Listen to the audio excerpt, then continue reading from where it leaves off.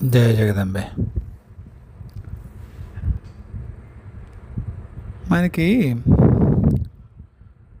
ఘంటసాల గారు భగవద్గీతలో కొన్ని శ్లోకాలు 74 నుంచి ఆయన పాడినవి గుళ్ళల్లో విని విని విని విని ఉంటాం కదా. అంటే అప్రయత్నంగానే కొన్నిసార్లు స్ఫురణకు వస్తూ ఉంటాయి అవి. తుల్యనిందా స్తుతిర్మౌని సంతుష్టో ఏన కేనచిత్ అనికేత స్థిరమతి బుద్ధిమాన్ మే ప్రియో నర. అనికేత దగ్గర నవ్వేందుకురా అంటారేమో. నాకు తెలిసిన ఎవరో పెద్దవాళ్ళు చెప్పిన అర్థం, ఇంటి యందు ఉండేటువంటి ఇంటి యందు వ్యామోహం లేనివాడు అంట. కొద్దిగా కష్టమైన విషయం కదా. తుల్యనిందా స్తుతి, నింద చేసిన స్తుతి చేసిన ఒకలాగే ఉదాసీనంగా ఉండమని భావం కావాలి స్వామిది. ఆయన చెప్తాడు కదా, తనకి ఇష్టమైన వాళ్ళ యొక్క లక్షణాలు చెప్తాడు స్వామి. అయితే అన్నీ ప్రయత్నం చేయలేము, అన్నీ సాగవు కూడా. కానీ ప్రయత్నం అయితే చేయాలి అన్నప్పుడు దానికి ప్రతిఘటించి బాధపడి చేయగలిగేది చెయ్యవలసింది కూడా ఉండదు ఒక్కొక్కసారి. అని చేత తుల్యనిందాస్తుతి మౌని. మౌని అంటే మా గురువుగారు తరచు చెప్తూ ఉంటారు, మనస్సు మౌనం చేయాలని. మామూలుగా నోరు మూసుకోవడం అందరం చేస్తాంగా. అవతల వాళ్ళు బలవంతులైతే చేస్తాం, వీళ్ళతో కూడా ఏమిటి అనుకుంటే చేస్తాం.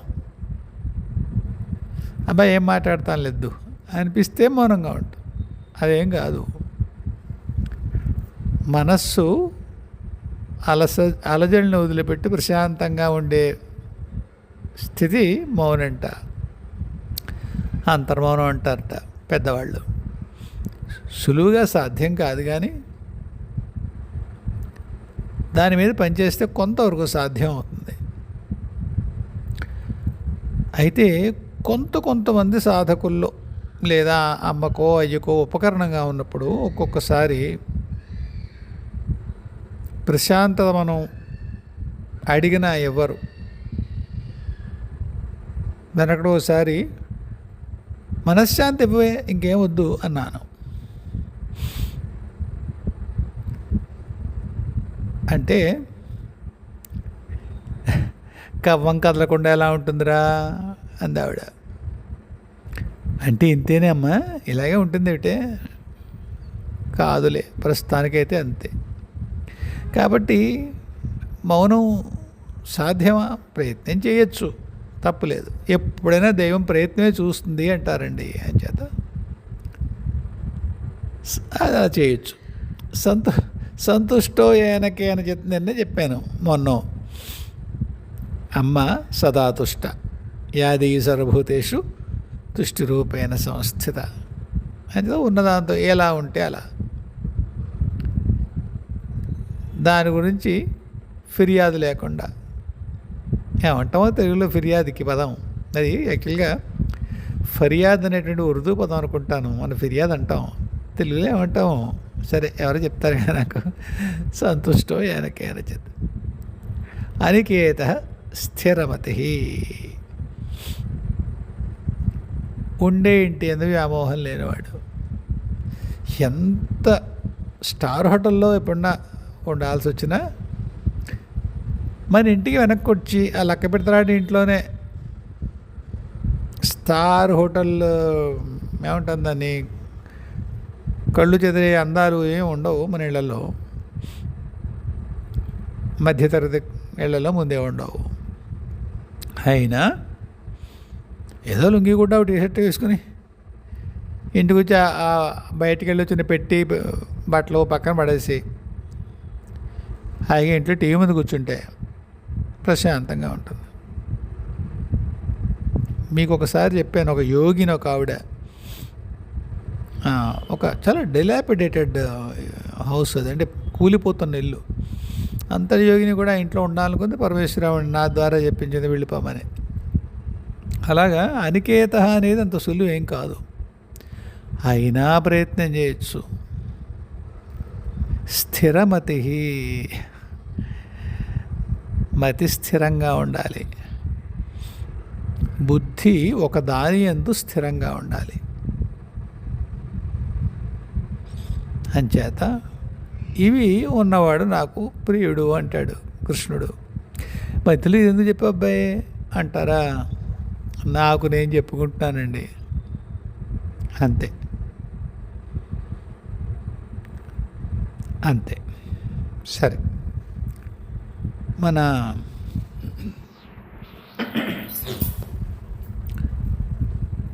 శారదా మాధురి గారు ఒక కొద్దిగా సుదీర్ఘమైన ప్రశ్న వేశారు ఆవిడ. అటు తిరిగి ఇటు తిరిగి మొత్తం అన్నీ పనులే కదా, ఒకసారి అంటూ ఆధ్యాత్మిక మార్గంలో పడితే అద్వైత స్థితి సిద్ధించే లోపల కూడా సాధనలో కూడా ఉపకరణాలుగా వాడుకుంటారు కదా నువ్వు చెప్పావు. కాబట్టి అది ఏ తలంలో అయినా పనే. రేపొద్దున అద్వైత సిద్ధి వచ్చింది, లేదా ఏదో ఆత్మసాక్షాత్కారం జరిగింది, అప్పుడు కూడా పనే కదా. పని ఉంటుంది, చేసేవాడు ఉంటాడు, ద్వంద్వమే. ఇంకా అద్వైత స్థితి ఎక్కడొచ్చింది? అసలు అద్వైత స్థితి ఉందా?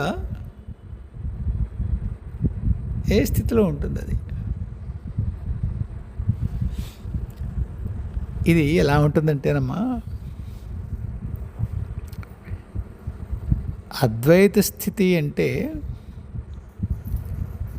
ఆ స్థితిని సాధించిన తర్వాత నిష్క్రియంగా ఉండేట్టుగా ఉండదు. పరమాత్మ మనం ఒకటే తెలిసిపోయిన పనే ఉంటుంది అనుకుంటారు కదా. రెండు లేవు, ఉన్నది ఒకటే అయితే పనే ఉంటుంది. పని మళ్ళీ వేరే కదా, మనకంటే భిన్నంగా పని ఉండాలిగా. అప్పుడు ద్వంద్వత్వం అయిపోలేదు. అద్వైతం ఎక్కడ ఘోరించింది?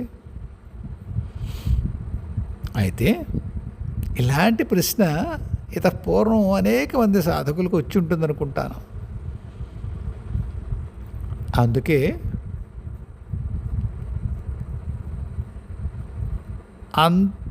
అంతస్సులో అద్వైతం, ఆచరణలో ద్వైతం అని చాలా స్పష్టంగా చెప్పారు పెద్దవాళ్ళు. మనకి ఎక్కడ అసందిగ్ధత ఉంచలేదు వాళ్ళు. ఎన్ని కోట్ల మంది మార్గాలు నడుచుంటారు. ప్రతివాడి కష్టానికి, ప్రతివాడి సమస్యకి ఒక ప్రత్యుత్తరమైనా ఉంటుంది, సమాధానమైనా ఉంటుంది.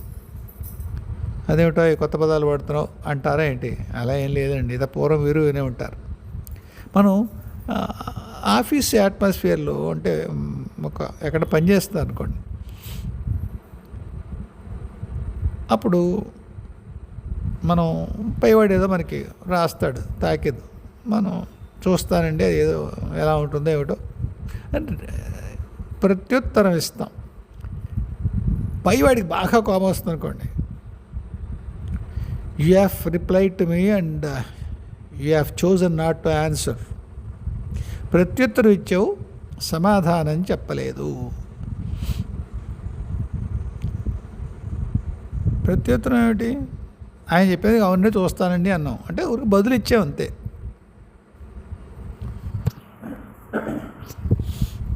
సమాధానం అంటే సొల్యూషన్ కదా. అంటే ఎలా చెప్తాం మనం దాన్ని? సమాధానం మామూలుగా కూడా అది హిందీ వాళ్ళే కాదు, మనం కూడా సమాధానాన్ని జవాబుగా కాకుండా అక్కడ సమాధాన పడ్డాను అంటారు. అదే సొల్యూషన్ అనుకున్నాం. ఇది ఎందుకు వచ్చింది మధ్యలో? మనం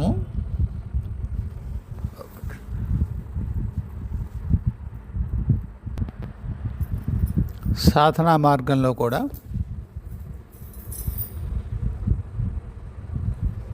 కొన్నిసార్లు ప్రత్యుత్తరాలు వస్తాయి, కొన్నిసార్లు సమాధానాలు వస్తాయి. ఎందుకు? అక్కడ సమాధానాలు చెప్పకూడదు కనుక. సమాధానం చేయలేని ప్రశ్నలు ఉంటాయా? ఉండవు. మనం ఇప్పుడు ఆ సమాధానాన్ని హ్యాండిల్ చేయగలుగుతామా లేదా? ఆ సందర్భంలో చెప్పరు. కాబట్టి ఎప్పుడు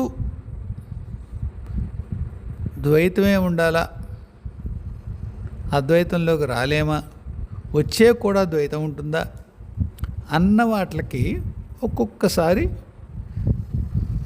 ప్రత్యుత్తరం ఇచ్చి వదిలేస్తారు, ఒక్కొక్కసారి సమాధానం ఇస్తారు. సమాధానం ఇచ్చినప్పుడు ఎలా ఉంటుంది? నువ్వు తెలుసుకున్నది ఏమిటి అంటే,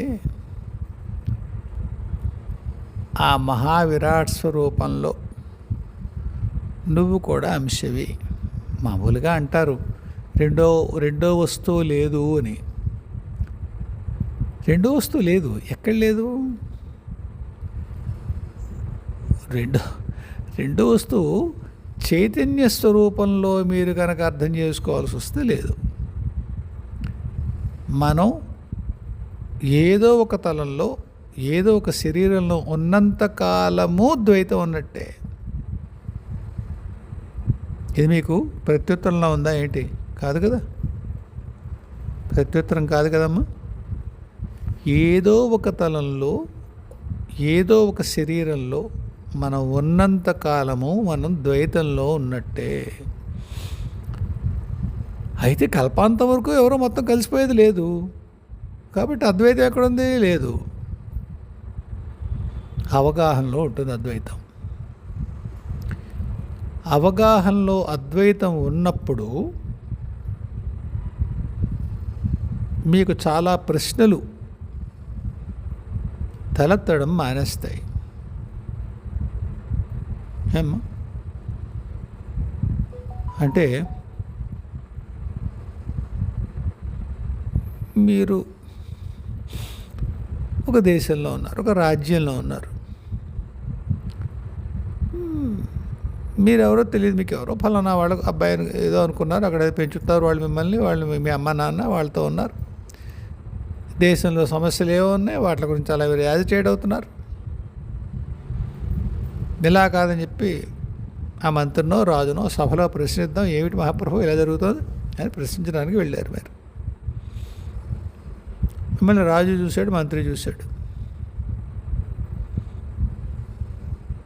ఎలా కష్టపడి వెళ్ళారు రాజ్యసభకి. అంత సులువుగా అందరికీ సామాన్యుడికి సభలో ప్రశ్నించే అవకాశం ఉండదు కదా. వెళ్ళారు, రాజు మంత్రి ఏదో మాట్లాడుకున్నారు. మిమ్మల్ని పిలిచారు పక్కకి, నీతో మాట్లాడాలి, ఉండు, సభ అయ్యే వరకు ఉండన్నారు. అయిపోయింది సభ. నువ్వు రాజుగారు అబ్బాయి అన్నారు. అదేమాట, మీరు నన్ను ఏదో మోసం చేద్దాం అనుకుంటే ఏం లేదు, నువ్వు రాజుగారు అబ్బాయి, పల్నా వాళ్ళ అబ్బాయి కదా, పల్నా ఊళ్ళో ఉంటావు మా రాజ్యంలో. అవును, కొన్ని కారణాల వలన ఒకరికి పంపించబడ్డావు, సరే వెనక్కి వచ్చావుగా, నువ్వే రాజు. కాదండి, నేను పల్నా వారి అబ్బాయిని. నువ్వు పల్నా గుర్తులను చెప్పి, ఇదిగో మీ నాన్న అడుగు, పల్నా ఇది ఉంది, ఇవన్నీ జరిగాయని చెప్పినప్పుడు అవునండి, ఇదిగో ఇక్కడ గుర్తులు నీవి, నువ్వు ఇక్కడ వాడివి అని ఇవో గుర్తులు. అర్థమైంది.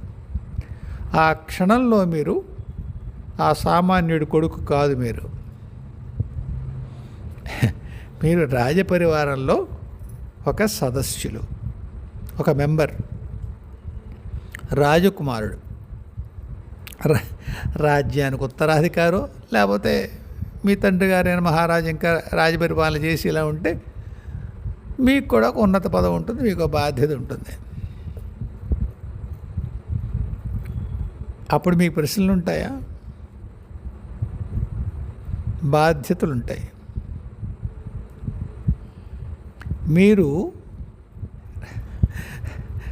మాటలతో గారిడీ చేస్తున్నా అనుకోకండి. మీరు బాధితులైనటువంటి ప్రజల్లో భాగం కాదు.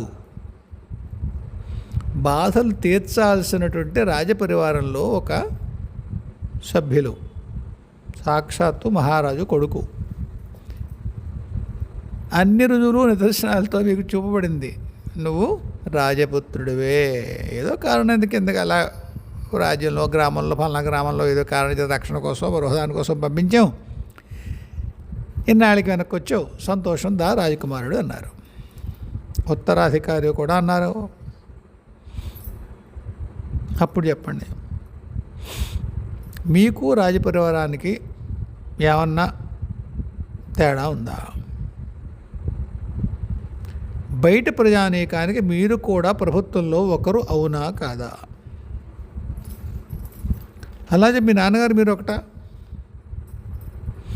కాదు. విశాలమైనటువంటి ఒక పదం వాడాల్సి వస్తే దైవం లేదా ప్రభుత్వం అని అనుకోండి, మీరు భాగమేనా? చాలా ముఖ్యమైన భాగం. పూర్వం మీరు ఏవి సమస్యలు అన్నారో అవి మీరు తీర్చాలి, పరిష్కారాలు మీ దగ్గర నుంచి రావాలి. సామాన్యుడిగా, ఆర్తుడిగా, సాధకుడిగా ఏ ఏ కష్టాలు, సమస్యలు, సంసారంలో ఈతి బాధలు ఇన్ని పుచ్చుకొని పరమాత్మ ఏమిటి ఇలా చేసామని ప్రశ్నిస్తూ, నేను ఇక్కడికి ఎందుకు వచ్చాను, నాకు ఈ బాధలు ఎందుకు కల్పించావు అంటూ వాటిని సహిస్తూ తప్పిస్తూ పరమాత్మలో భాగం అని తెలుసుకున్నారు మీరు. ఆ క్షణం నుంచి ఆ సమస్యలు మీరు అడగడానికి లేదు, వాటికి పరిష్కారాలు చూపించాలి. దైవం వైపు నుంచి బాధ్యత తీసుకుని అదే ప్రజల్లోకి వెళ్ళి, ఏ ప్రజల్లో నిన్నటి వరకు మీరున్నారో ఆ ప్రజల్లోకి వెళ్ళి, మీకు ఆసరికే వాళ్ళ కష్టాలు తెలుసు కనుక విశేషమైనటువంటి రాజసత్తా, రాజాధికారాలు మీకు సంప్రాప్తించే కనుక యోగ్యులైన వాళ్ళకి, అర్హులైన వాళ్ళకి వాళ్ళ కష్టాలు తీర్చి వాళ్ళని తరింపచేయాలి. నా మాట జాగ్రత్తగా వినండి. యోగ్యులైన వాళ్ళకి, అర్హులైన వాళ్ళకి ప్రభుత్వం ఇచ్చే డబ్బులతో రామాలయం అరుగు మీద కూర్చుని పులిజోదం ఆడుకునే వాళ్ళకి మీరు ఏ సమస్య పరిష్కరించారు. వాడు వచ్చి మీకు అది ఎలా ఉంది అబ్బాయి గారు, ఇది ఎలా ఉంది అబ్బాయి గారు, పోరా నువ్వు పనే చెయ్యవు, పులిజోదం ఆడుకుంటావు రామాలయం అరుగు మీద కూర్చొని అదొక కబుర్లు చెప్తానంటారా నువ్వు. ముందు వదిలిపెట్టి కార్యాచరణలో దిగు, ఏమైనా పని చేయ తర్వాత మాట్లాడంటారు. ఉబుసుపోక ప్రశ్నలకి మీ దగ్గర సమాధానం ఉండదు. అలా అని చెప్పి నిజంగా ఆర్తులైన వాళ్ళకి, నేనన్నట్టుగా ఇందాక పదం మరీ అంటున్నారు పదమే, యోగ్యులైన వాళ్ళకి, అర్హులైన వాళ్ళకి, వాళ్ళకి యోగ్యమైన అర్హమైనటువంటి పరిష్కారం మీరు చూపిస్తారు. ఎందుకు? నిన్నటికి వీళ్ళకి తేడా ఏంటి? మీరు ఈవేళ ప్రభుత్వంలో అభిన్నమైనటువంటి భాగం, రాజపుత్రుడిగా విశేషమైన అధికారాలు ఉన్నాయి. ఇప్పుడు చెప్పండి అమ్మా, మీకు ఆ ప్రభుత్వంతో అద్వైతం సిద్ధించిందా లేదా? సిద్ధించింది. విడిగా ఉన్నారా లేరా? ఉన్నారు. అంతేనమ్మా. సాధన అయిపోయి అద్వైత సిద్ధి వచ్చిన తర్వాత విశేషమైనటువంటి పరమాత్మ యొక్క అధికారాలు కొంత మీకు కూడా మీరు చేయవలసిన బాధ్యతను అనుసరించి మీకు సంప్రాప్తిస్తాయి, సంక్రమిస్తాయి. వాటిని వాడి యోగ్యులైనటువంటి ఆర్తులకి మీరు సహాయం చేస్తారు, ఉద్ధరిస్తారు, కొండకుచో కష్టాలు తీరుస్తారు, కొందరికి కష్టాలు తీర్చుకునే మార్గాలను ఉపదేశిస్తారు. కాబట్టి అద్వైతం సిద్ధించిన తర్వాత కూడా ద్వైతంలో ఉండి పనిచేస్తారు. ఏమ్మా, మీ సందేహానికి సమాధానం వచ్చిందా? ఇంకొకటి చూద్దాం.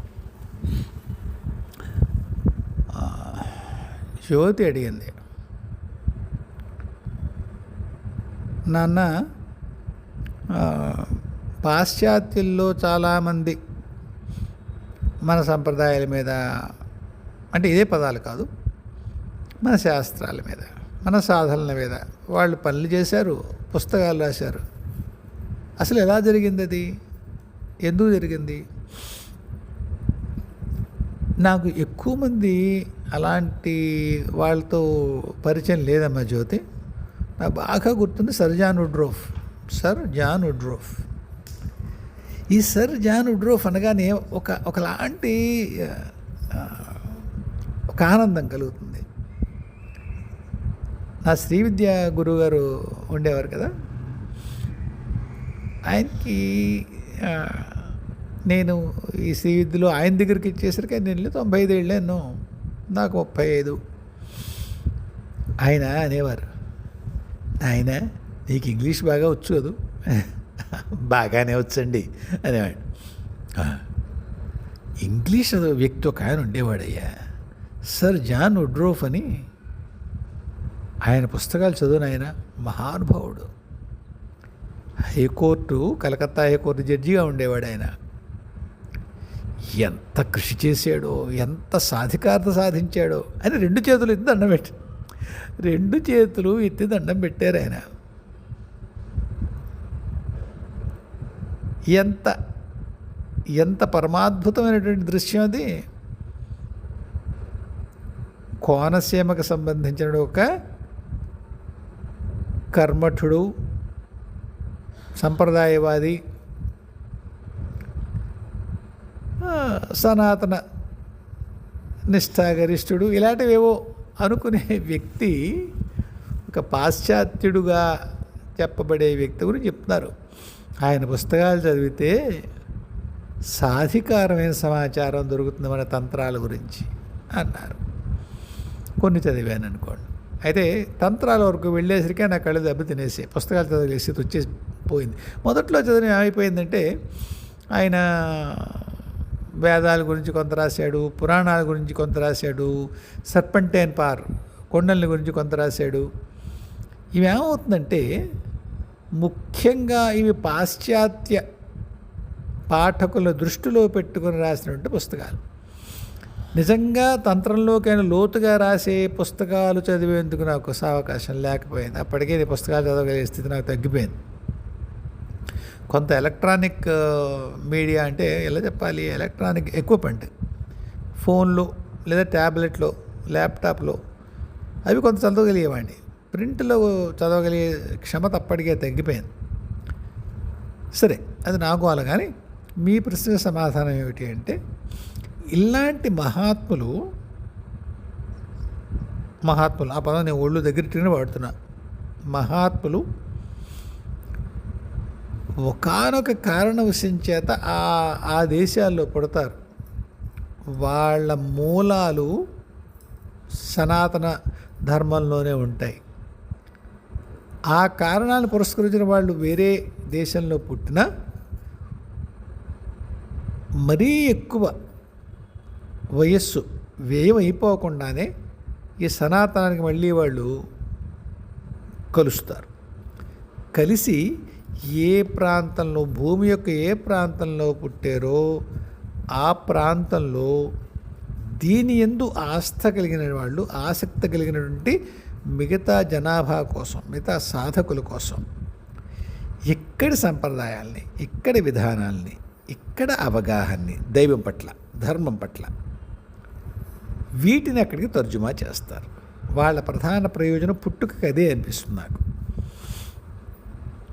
అయితే కొన్ని వందల మంది పుస్తకాలు అలాంటి వాళ్ళు రాసిన వాళ్ళు ఉంటారు.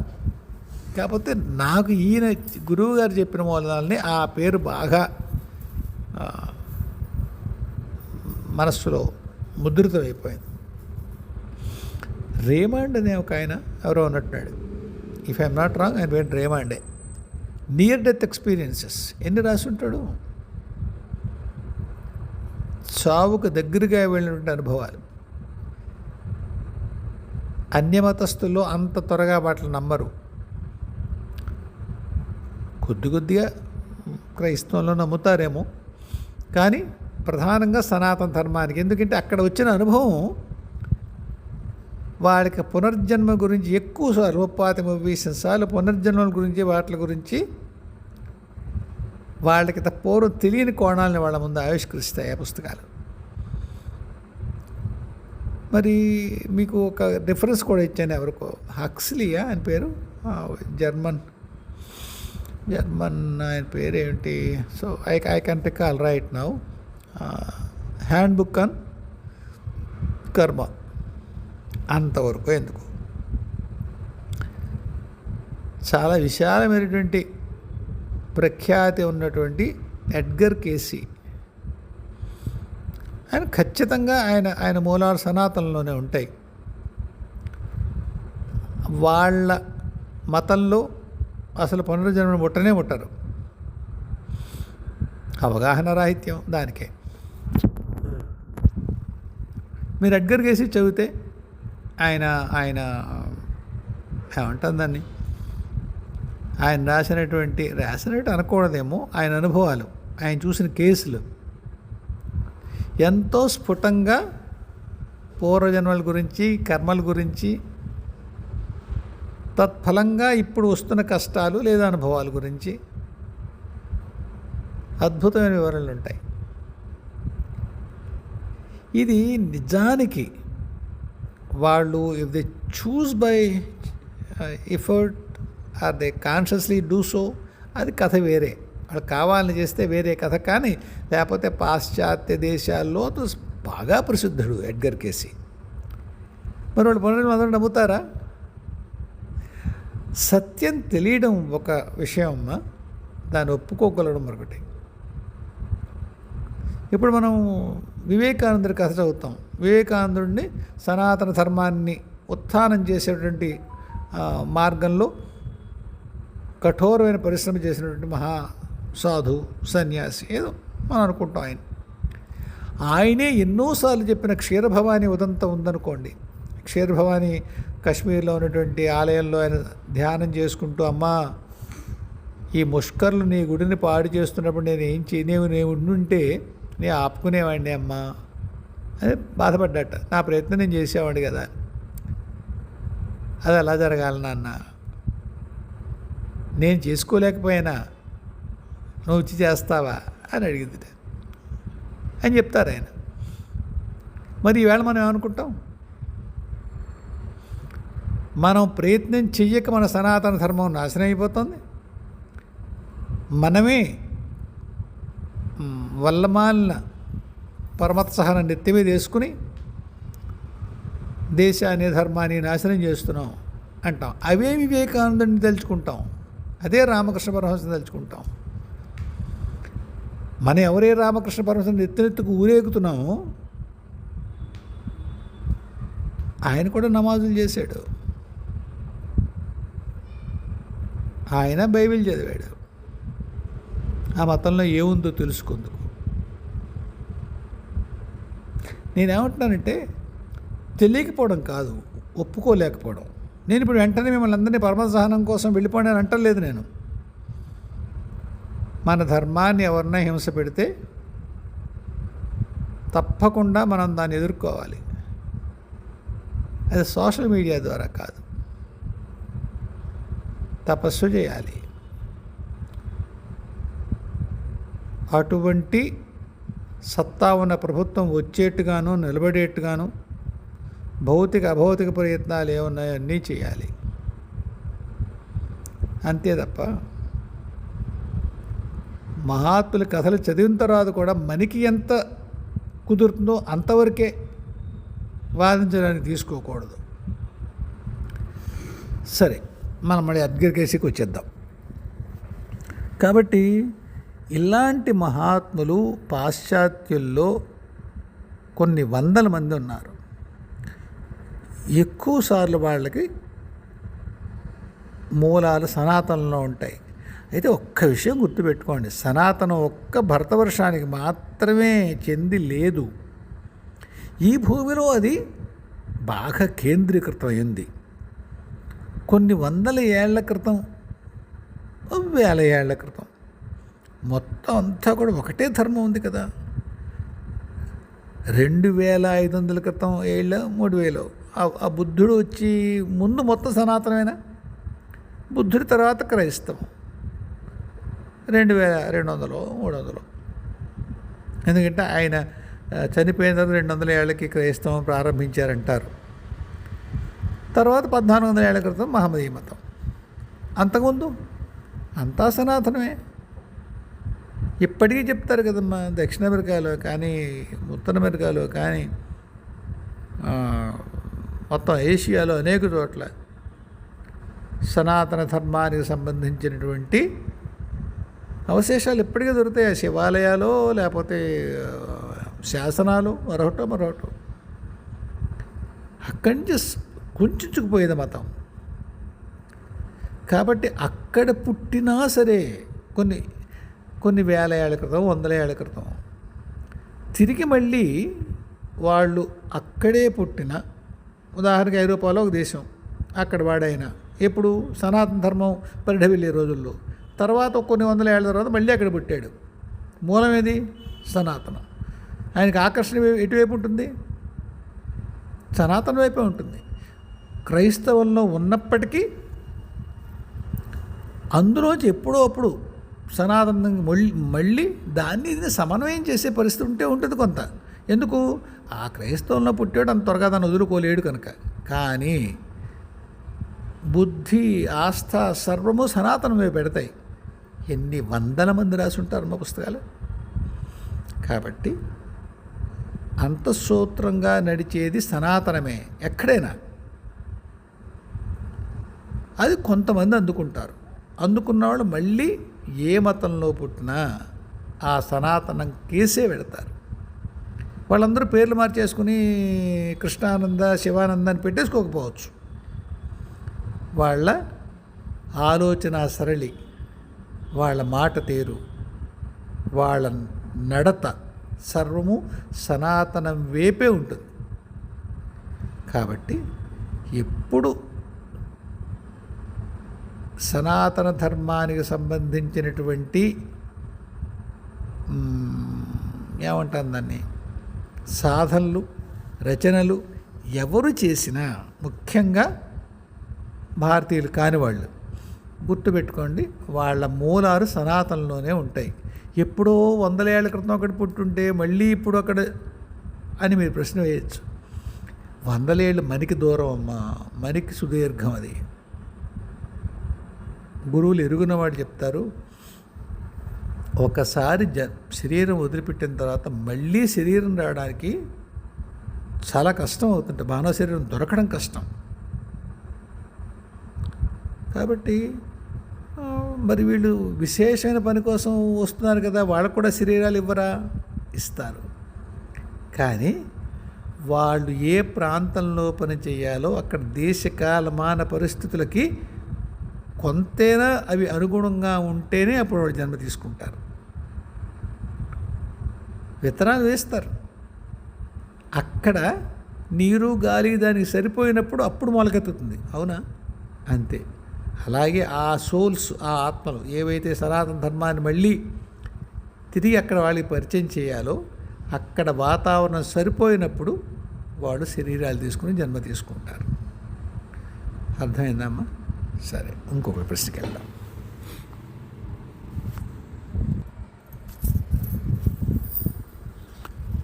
యుగేష్ కుమార్ అని ఆయన బ్రహ్మచర్యం అంటే ఏమిటి అన్నారు. ఆయన సాధనలో దాని స్థానం ఏమిటి? పూర్వం దీన్ని స్పృశించాను చాలాసార్లు. ఇప్పుడు కూడా అంత వివరంగా ఏదో ఉపన్యాసం చెప్పే తీరులో ఏం చెప్పను, కానీ సూక్ష్మంగా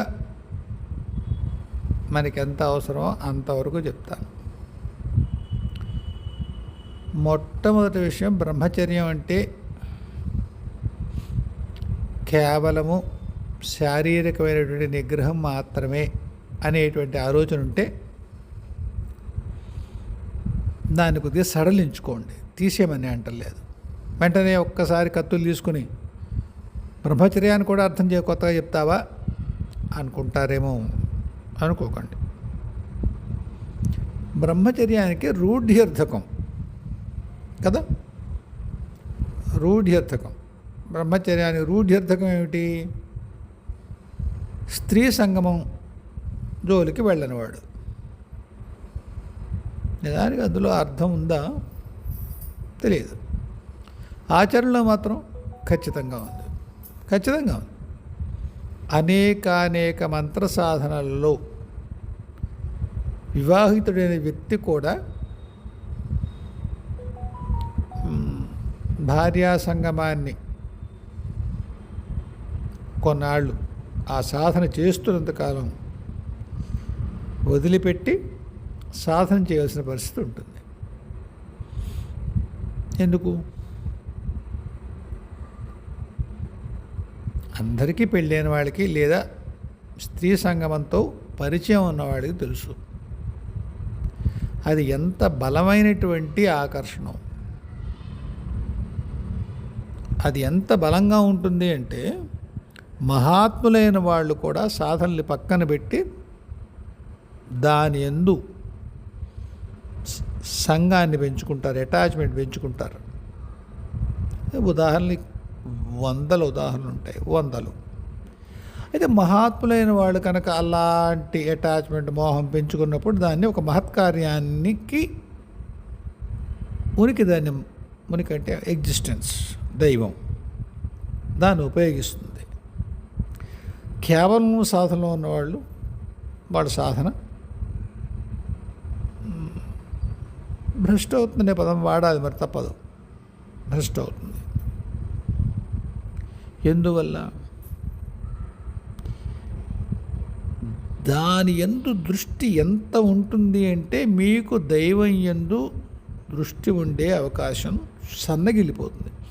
మరి అయితే ఇంకెవరు సంసారం చేసేవాళ్ళు ఎవరు ఒకవేళ బ్రహ్మచర్యం పాటించకపోతే ఎటువంటి సాధన చేయలేరా?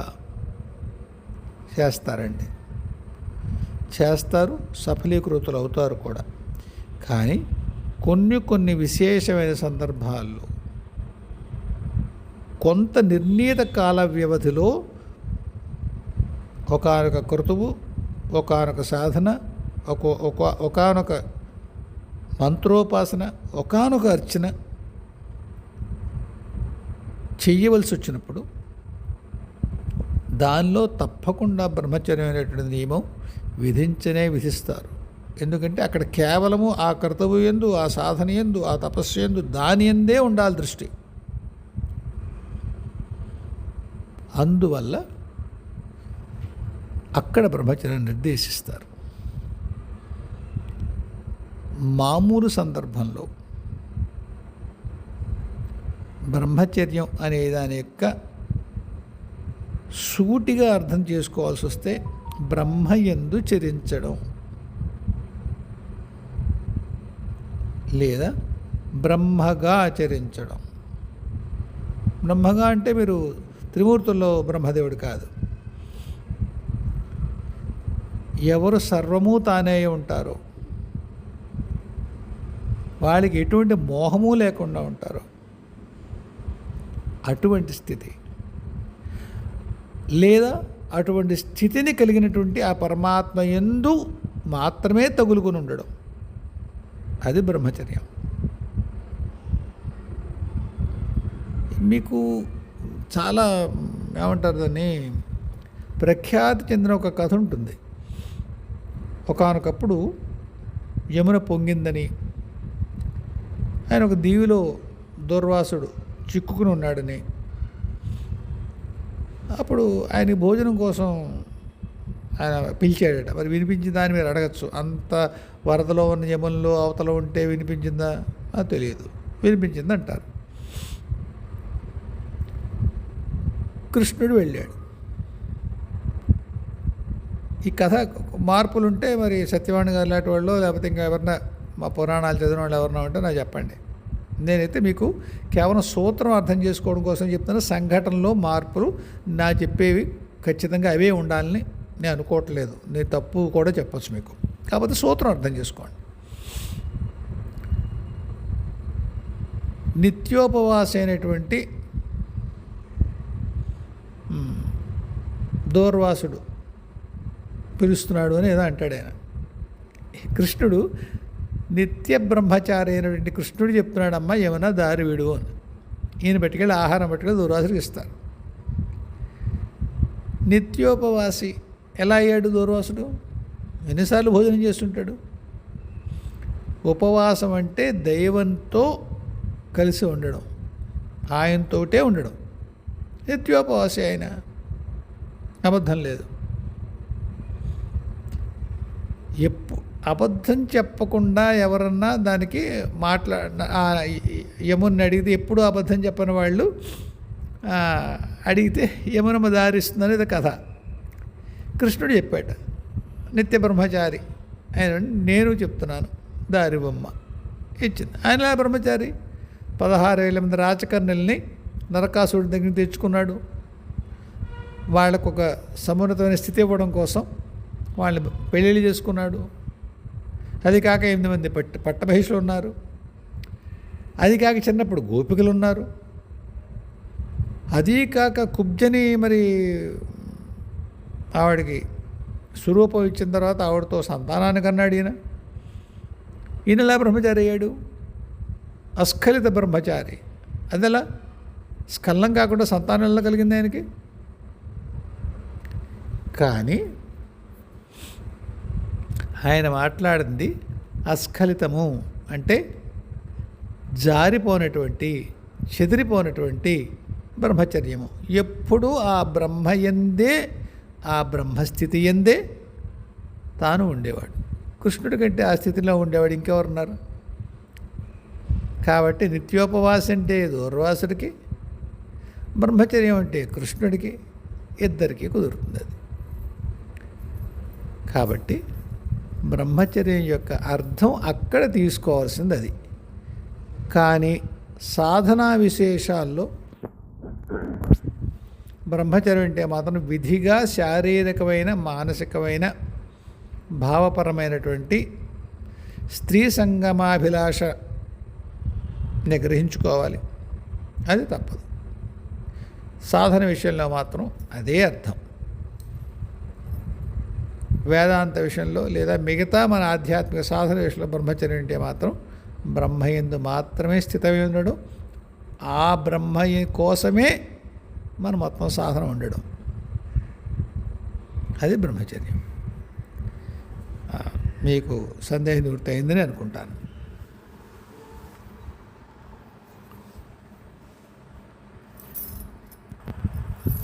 ఇంకా కృష్ణకుమార్ గారు అడిగారు, వేదం యొక్క ఉపాంగాలు నేర్చుకోవడం ఇవన్నీ సాధనలోకి వస్తాయా? ఇది రేపు సమాధానం చెప్తాను కృష్ణకుమార్ గారు. కానీ ఒక్కటి మాత్రం మీకు కేవియట్. అండ్ మీరు కిందసారి మన వాక్కుల యొక్క వేరు వేరు స్థితులు నేను చెప్పినప్పుడు కొద్దిగా మీరు ఇబ్బంది పడ్డారు. మీరు శాస్త్రాల్లో తెలుసుకున్నది, పుస్తకాల్లో తెలుసుకున్నది నేను చెప్పిన దానికి సమన్వయం కుదరక మీరు కొద్దిగా ఇబ్బంది పడ్డారు. చిరకాలంగా మీరు నన్ను ఏమీ అడగలేదు, ఇప్పుడు అడిగారు. ఇది కూడా శాస్త్ర సమ్మతం అవునో కాదో నాకు తెలియదు. నేను మీ సందేహానికి సమాధానం చెప్పే ప్రయత్నం చేస్తాను. అది ఈవేళ బాగా వీడియో బాగా సుదీర్ఘం అయిపోయింది కనుక రేపు మనం దీని ప్రయత్నం చేద్దామండి. అండ్ సరే, మరి ఈవేళకింతే. హాయిగా ఉండండి. మళ్ళీ కలుద్దాం. జయ గురుదేవ్, జయ జగదంబే, స్వస్తి.